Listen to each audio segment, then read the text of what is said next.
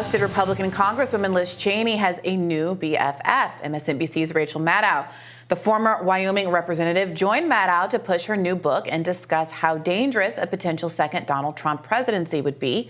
Maddow preempted the interview by highlighting how bad she felt things were on Trump, that she had to sit down with Cheney. Let's watch.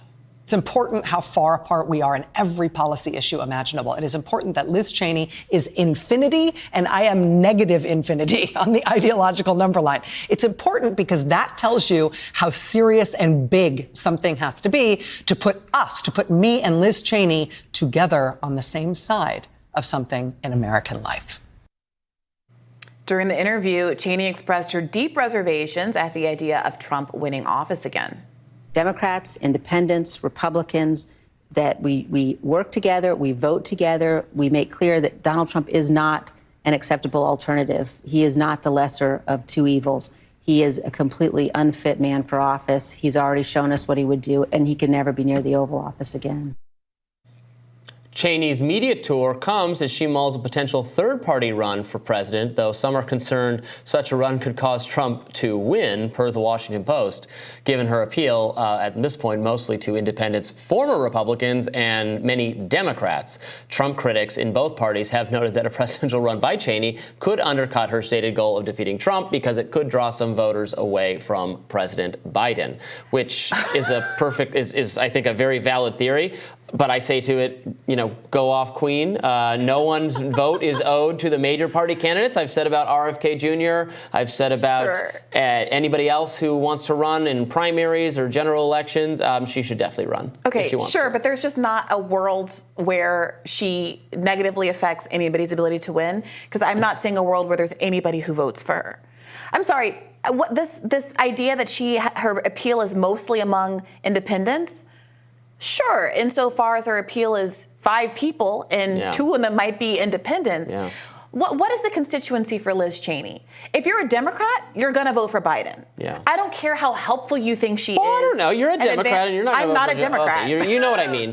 No, I'm not a Democrat. Okay, a lot of Democrats might not vote for Joe Biden. You've been making that case. But if you like Democrats, her pitch is, hey, I'm helpful to Democrats. Hey, I'm going to sit here and pitch my book on Maddow. Hey, I'm going to call out Trump and help Trump not get in office again. I'm a never Trumper. If you're a never Trumper Democrat, you're going to vote for Donald Trump. So you're going to vote for Joe Biden, because the most important thing to you is making sure that Democrats win, and Joe Biden is, in most people's eyes, best position to do that. Now, I will mention, and perhaps we should clip this for a show later this week.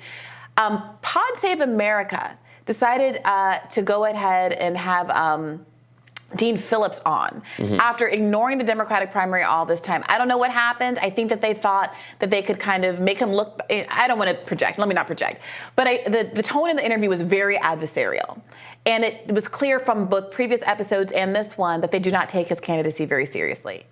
However, I think he actually comported himself very well. And even if he didn't make a strong case for his own presidency, he made a strong case for how undemocratic it was for them to pretend that there wasn't a Democratic primary. And he even shouted out Marianne Williamson. And so kudos to him for that interview. Oh, great. But that's all to say that, if you wanted an alternative to Joe Biden, there are other kind of Democrats still that are nice and folksy and wholesome, like Dean Phillips, that are in the race.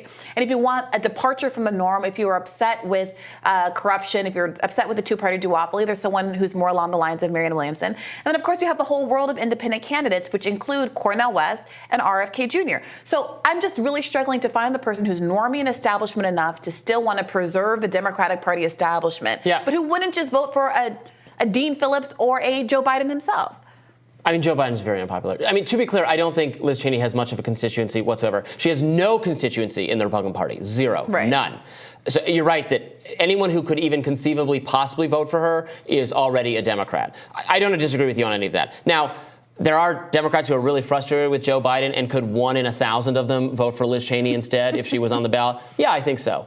That doesn't, endorse or discourage or whatever her run. It is fascinating, though, to watch Rachel Maddow contort herself into admitting that Liz Cheney is her new BFF, and they're making friendship bracelets, and it's adorable. I swear we're not on the same team. We're literally sitting on the same side of this issue. I mean, I do think it as a kind of tell. I think it's a tell for. Sorry. No, go ahead. It's a tell for Liz Cheney too, because this whole we are so apart on policy thing. There certainly was truth to that for a lot of Liz Cheney's career and her history as a legislator, as a policymaker. But Liz Cheney herself thinks that her only issue, her only policy is opposing Donald Trump at this point. She doesn't want a Republican majority in the House. She thinks that's too dangerous.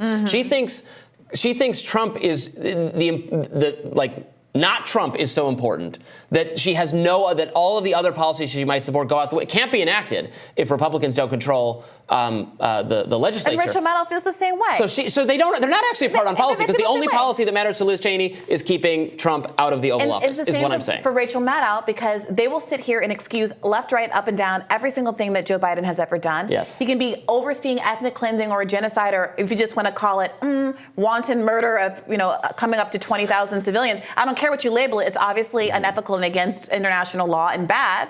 They'll turn the other way at everything. And we saw that at the beginning of his campaign, when I'm sorry to bring this up again, but he had 8 people accuse him of sexual assault. That was ignored by the media, and that was the end of the Me Too movement. So, I mean, from the beginning of his most recent political foray to lead the country, people have been willing to look the other way with Joe Biden as long as it meant that Donald Trump wasn't going to win.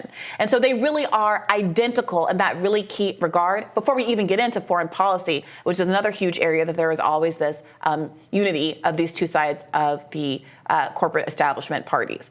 But, here we are. I'm glad that she is feeling at least uncomfortable enough to feel like she has to soft pedal that introduction in that way.